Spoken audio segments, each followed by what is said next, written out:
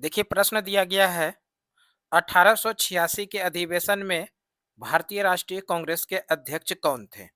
यही तो प्रश्न दिया गया और ये 1886 के अधिवेशन में भारतीय राष्ट्रीय कांग्रेस के अध्यक्ष कौन थे? और ऑप्शन जो दिया गया है विमेश चंद्र बनर्जी, दादा भाई नेरोजी, गोपाल कृष्ण गोखले, उपयुक्त में से एक से अधिक, उपयुक्त में से कोई नहीं। और ये प्रश्न अभी जो बीपीएससी टीआरई 3 का बीपीएससी टीआरई 3 ये शिक्षक भर्ती के लिए जो एग्जामिनेशन हुआ था उसी में ये प्रश्न पूछा गया था। इस प्रश्न का सही आंसर आप लोग जानते हैं तो कमेंट में बताइए। वैसे इस प्रश्न का आंसर हम लोग समझेंगे पहले 1886 से और भारतीय राष्ट्रीय कांग्रेस से संबंधित जो महत्वपूर्ण फैक्ट बनेगा इस ऑप्शन के रिलेटेड उन सभी प्रश्न को पूरे फैक्ट के साथ हम लोग कवर कर लेते हैं। उसके बाद इस प्रश्न का सही आंसर क्या होगा उसको हम लोग देख लेंगे। पहले तो हम लोग बात कर लेते हैं भारतीय राष्ट्रीय कांग्रेस का दूसरा अधिवेशन। कांग्रेस का दूसरा अधिवेशन जो हुआ था, कांग्रेस का दूसरा अधिवेशन होता है 1886 में, यानी दिसंबर 1886 में कांग्रेस का दूसरा अधिवेशन होता है और ये हुआ कहाँ था, ध्यान रखिएगा, कोलकाता में। भारतीय राष्ट्रीय कांग्रेस का दूसरा अधिवेशन जो 1886 दिसंबर कलकत्ता में हुआ था, इस अधिवेशन के जो अध्यक्ष थे यानी अध्यक्षता किए थे वो दादा भाई नेरोजी ने किए थे। दादा भाई नेरोजी इस तरह से कांग्रेस के प्रथम पारसी अध्यक्ष बने। इसको भी ध्यान रखिएगा, कांग्रेस के प्रथम पारसी अध्यक्ष कौन थे, तो वो दादा भाई नेरोजी। और दादा भाई नेरोजी ने इस तरह से भारतीय राष्ट्रीय कांग्रेस का दूसरा अधिवेशन जो 1886 में दिसंबर में कलकत्ता के अंदर हुआ था, इस अधिवेशन की अध्यक्षता की थी। और कांग्रेस के प्रथम पारसी अध्यक्ष कौन बने थे, दादा भाई नेरोजी। थोड़ा सा अगर हम लोग और बात करें दादा भाई नेरोजी के बारे में, दादा भाई नेरोजी पारसी अध्यक्ष तो बने ही कांग्रेस, इसके साथ साथ में दादा भाई नेरोजी एक समाज सुधारक भी थे, एक पत्रकार भी थे, एक अर्थशास्त्री भी थे, एक राजनेता भी थे। तो इस तरह से दादा भाई नेहरू जी भारतीय राष्ट्रीय आंदोलन में जो काम किए, समाज सुधार के रूप में भी काम किया, पत्रकार के रूप में भी काम किया, अर्थशास्त्र के रूप में भी, अर्थशास्त्री के रूप में भी काम किया और एक राजनेता के रूप में भी काम किया। इसके बारे में पूरा हम लोग डिटेल देखेंगे दादा भाई नेहरू के बारे में। वैसे थोड़ा सा और बात कर लेते हैं।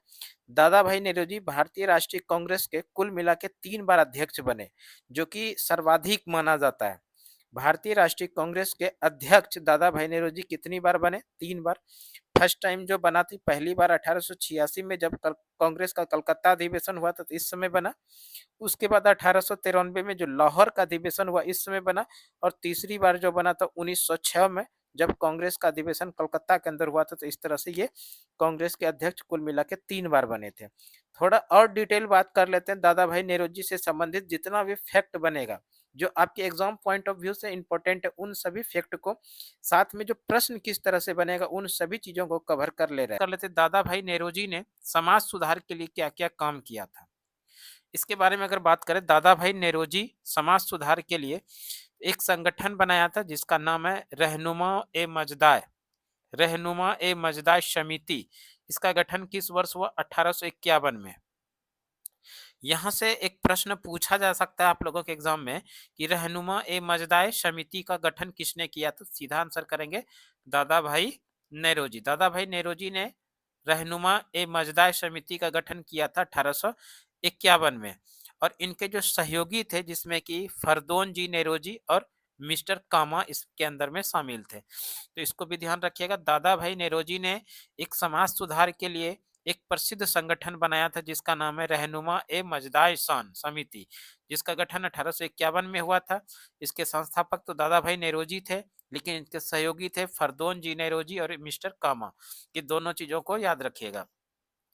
और इसके साथ ही साथ 1854 में दादा भाई नेरोजी ने एक प्रसिद्ध पत्रिका प्रकाशन करवाया था जिसका नाम है रस्त गुप्तार पत्रिका। ये जरूर ध्यान रखिएगा, रस्त गुप्तार पत्रिका के संपादक कौन है, तो दादा भाई नेरोजी है। किस वर्ष इसका संपादन हुआ था, 1854 में। और रस्त गुप्तार पत्रिका का जो मुख्य उद्देश्य था पारसी समाज में सुधार लाना। पारसी समाज को सुधारने के उद्देश्य से दादा भाई नेरोजी ने 1854 में रस्त गुप्तार नामक प्रसिद्ध पत्रिका का संपादन करवाया था। ये तो दादा भाई नेरोजी का हो गया समाज सुधार के रूप में इन्होंने किस तरह से काम किया। अब हम लोग बात कर लेते हैं दादा भाई नेरोजी ने एक अर्थशास्त्री के रूप में क्या-क्या काम किए? तो सबसे पहला ही प्रश्न बनेगा, दादा भाई नेरोजी ने 1867-68 में प्रति व्यक्ति आय का निर्धारण करने वाले पहले भारतीय थे और इन्होंने सालाना जो बताया वो ₹20। यहाँ से निश्चित रूप से प्रश्न आप लोग ध्यान रखिएगा, भारत में पहली बार प्रति व्यक्ति आय का निर्धारण किसने किया था? तो दादा भाई नेरोजी ने। और किस वर्ष किया था? 1867-68 में। और सालाना जो बताया था रुपया, वो ₹20 बताया था। ये बेहद ही इंपॉर्टेंट प्रश्न यहाँ पर बनेगा। प्रथम भारतीय जिन्होंने प्रति व्यक्ति आय का निर्धारण किया था वो कौन है? तो दादा भाई नेरोजी है। किस वर्ष किया? 1867-68 में किया था। और सालाना कितना रुपया बताया था? ₹20। और इसी के साथ इन्होंने एक प्रसिद्ध पुस्तक का भी संपादन कराया जिसका नाम है poverty and un British rule in India पुस्तक। Indian poverty and un British rule in India पुस्तक के लेखक कौन है? तो दादा भाई नेरोजी है।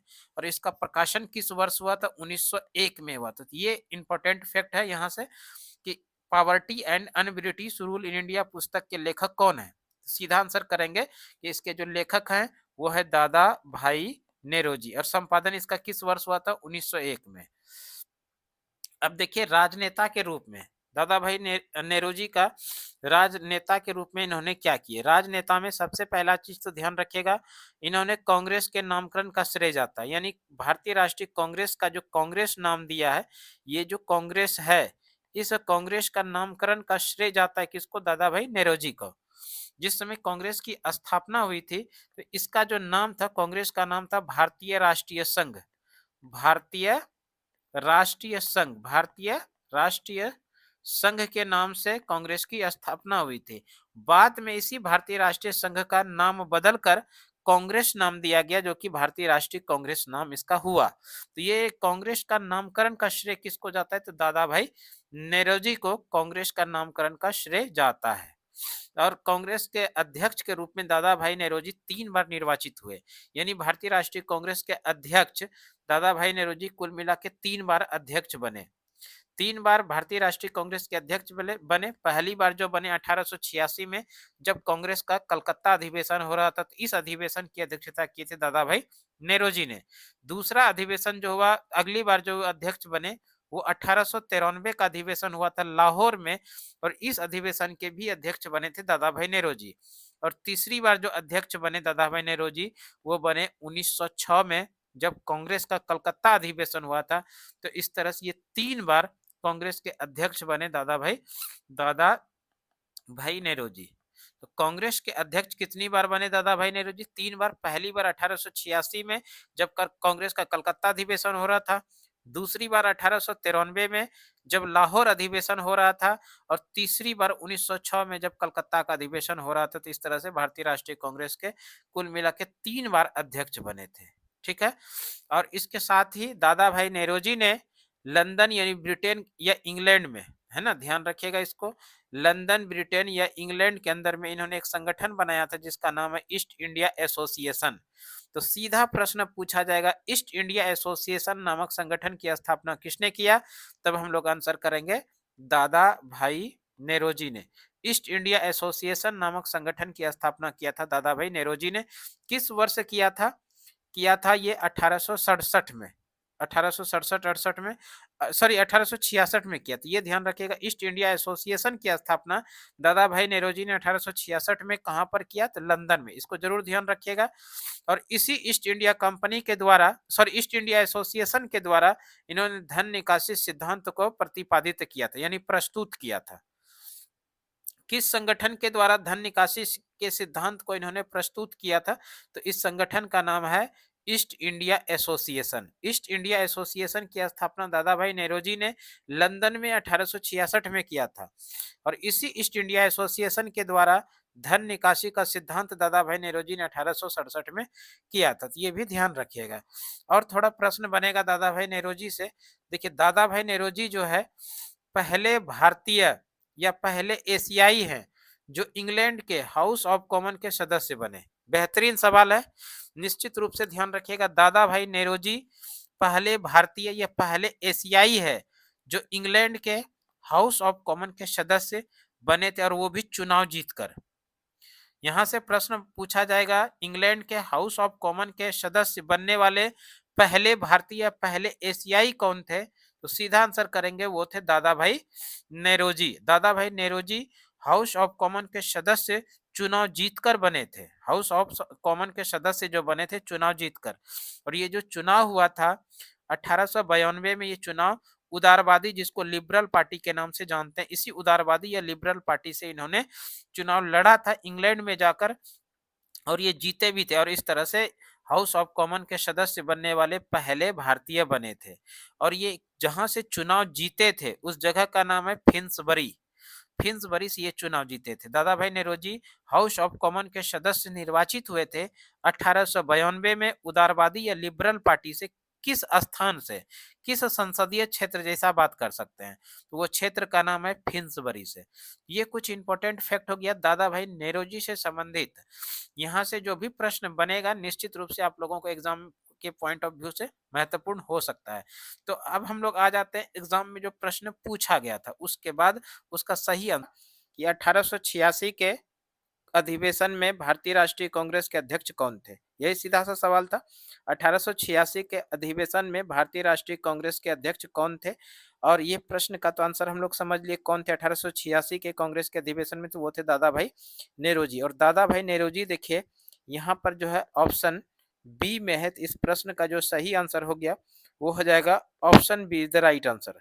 तो ये जो प्रश्न पूछा गया था ये बीपीएससी टीआरई 3 के एग्जाम के अंदर पूछा गया था। तो हो सकता है कि इसी तरह का प्रश्न बीपीएससी टीआरई 4 का जब एग्जाम हो तो यहाँ से आप लोगों को एग्जाम टीआरई 4 के अंदर एग्जाम देखने प्रश्न देखने के लिए मिल सकता है। तो इस तरह का वीडियो आप लोगों को सुमन क्लासेस यूट्यूब चैनल पे लगातार मिलते रहेगा, और आपके साथ हमारा जो योगदान रहेगा और भी आपकी तैयारी मजबूत कराने में। हो सकता है कि यहाँ से भी आप लोगों को प्रश्न देखने के लिए एग्जाम में मिल सकता है। तो इस तरह का क्लास आप लोगों को सुमन क्लासेस यूट्यूब चैनल पे लगातार मिलते रहेगा। तो एक छोटी सी जानकारी में भी आपके लिए उपयोगी जानकारी हो सकता है। Thank you.